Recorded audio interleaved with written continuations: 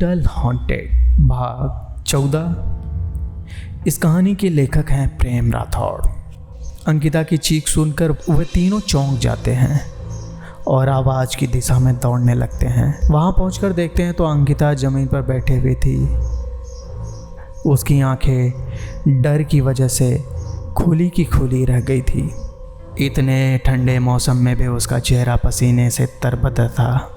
उसके चेहरे पर डर साफ साफ दिखाई दे रहा था। मनीष तुरंत दौड़ते हुए अंकिता के पास पहुंचता है और अंकिता से पूछता है, क्या हुआ अंकिता, तुम चिल्लाई क्यों?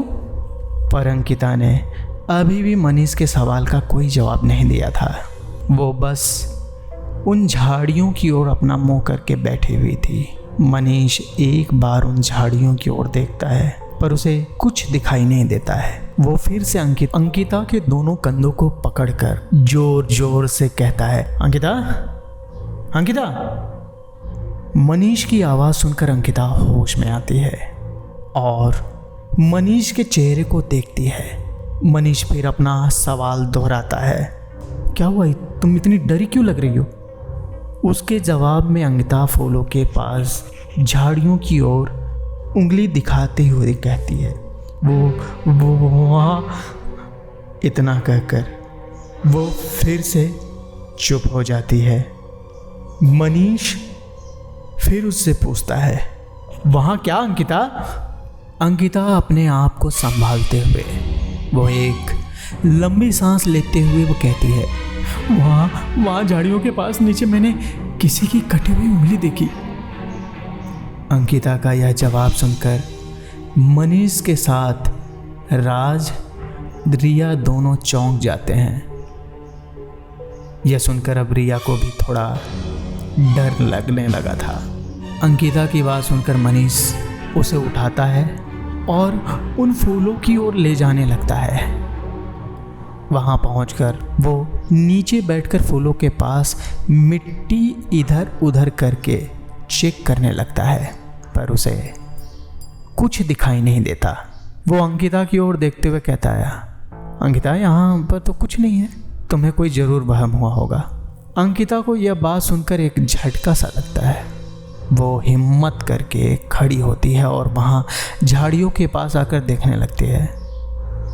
वहाँ कुछ दिखाई नहीं देता।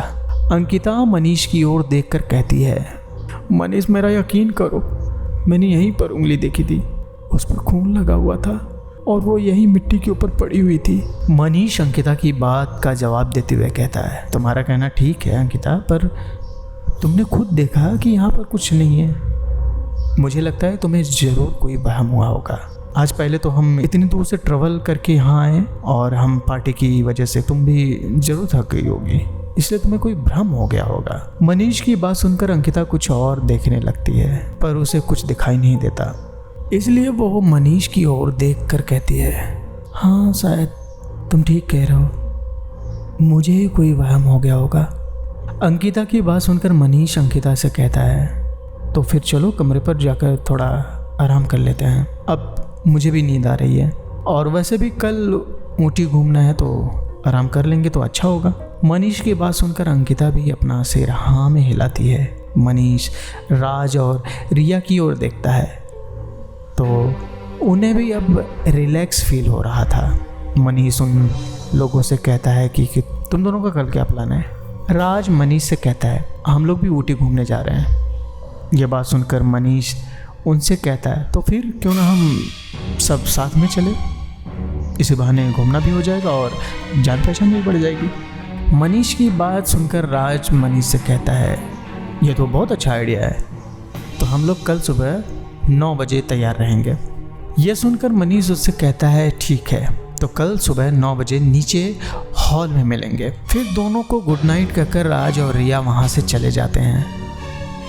मनीष और अंकिता भी अपने कमरे की ओर बढ़ने लगते हैं पर जाते हुए अंकिता वापस मुड़कर एक बार फिर से उस तरफ नज़र करती है। उसे वहाँ पर कुछ दिखाई नहीं देता पर वहाँ थोड़ी दूर पर उसे जयदीप दिखाई देता है जो उसकी ओर देखते हुए मुस्कुरा रहा था।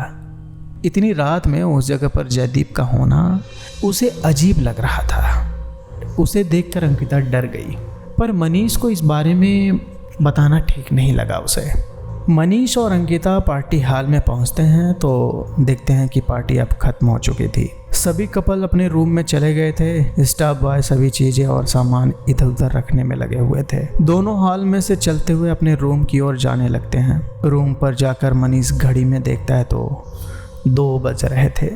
उसे पार्टी की वजह से समय का अंदाज़ा नहीं रहा। अब उसे बहुत नींद आ रही थी और वो अंकिता की ओर देखता है तो पाता है कि वह अभी भी ख्यालों में डूबी हुई थी। वो अंकिता के पास पहुंचता है और कहता है, देखो अंकिता, ज़्यादा सोचो मत। देखो अंकिता, ज़्यादा मत सोचो और आराम करो, वरना तुम्हारी तबीयत खराब हो जाएगी।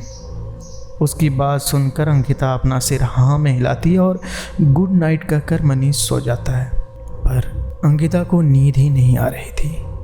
उसके दिमाग से वो सब चीज़ें जाने का नाम नहीं ले रही थी। पर जैसे तैसे वह सोने की कोशिश करती रही और थोड़ी देर बाद उसकी भी आंख लग जाती है। सुबह दोनों तैयार होकर नीचे पहुंचते हैं तो देखते हैं कि राज और रिया वहीं पर खड़े उन दोनों का इंतजार कर रहे थे। मनीष और अंकिता उनके पास पहुंचती है। राज मनीष को देखकर कहता है, तो कहाँ जाने का प्लान है? जगह तो बहुत है घूमने के लिए, इम्पोर्टेंट यह है कि आप कहाँ जाना चाहते हैं।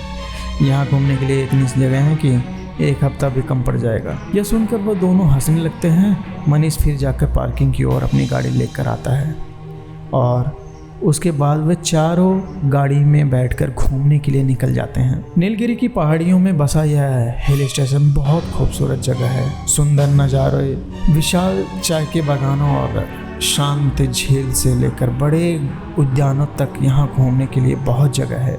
इसके अलावा यहाँ 2 बोटेनिकल गार्डन्स, चर्च और सुंदर कॉटेज देखने लायक है। प्रकृति प्रेमियों के लिए यह जगह किसी स्वर्ग से कम नहीं है। यहाँ की सड़कें तक उन्हें एक अलग दुनिया का एहसास कराती हैं। सुहावने मौसम और हरियाली से लिपटे इस टाउन को ऐसे ही हिल स्टेशन की रानी नहीं कहा जाता। मनीष ऊटी की सड़कों पर अपनी कार दौड़ाए जा रहा था। यहाँ की सड़कें, उसके दोनों साइड लगे पेड़, यहाँ का मौसम, ठंडी हवाएं और उन पेड़ों के बीच में से आती हुई सूरज की रोशनी अंकिता को एक अलग ही आनंद दे रही थी। इस खूबसूरती को देखकर पिछली रात की सभी बातों को धीरे धीरे भूलने लगी थी। जियो गार्डन और पहाड़ों को देखते हुए कब दोपहर हो जाती है उन्हें पता नहीं लगता। इसलिए मनीष अपनी कार एक रेस्टोरेंट पर लाकर रोकता है। वो सब बातें करते हुए टेबल पर जाकर बैठते हैं। मनीष रात से बातें करते हुए कहता है, तो मैं यह कह रहा था कि मुंबई में कामों की वजह से कभी टाइम नहीं मिलता और पता नहीं वापस ऐसा मौका कब मिले घूमने के लिए। इसलिए हनीमून के बहाने मैं ऊटी में कई जगह के बारे में तलाश कर रहा था और तभी मुझे इस होटल के बारे में पता चला। वैसे तो उस होटल का पूरा नाम डार्क हॉन्टेड नाइट रिसोर्ट है, पर पता नहीं क्यों सब इसे शॉर्ट में होटल हॉन्टेड के नाम से जानते हैं। बातें कर रहे थे कि तभी उन्हें पीछे से एक आवाज़ आती है, क्या आप लोग भी उस भूतिया जगह पर ठहरे हैं? आखिर अब आगे क्या होने वाला है जानने के लिए सुनिए कहानी का अगला भाग। यह कहानी आपको पसंद आ रही है तो हमें कमेंट के द्वारा ज़रूर बताएं और साथ ही हमारे चैनल को सब्सक्राइब कर दें। धन्यवाद।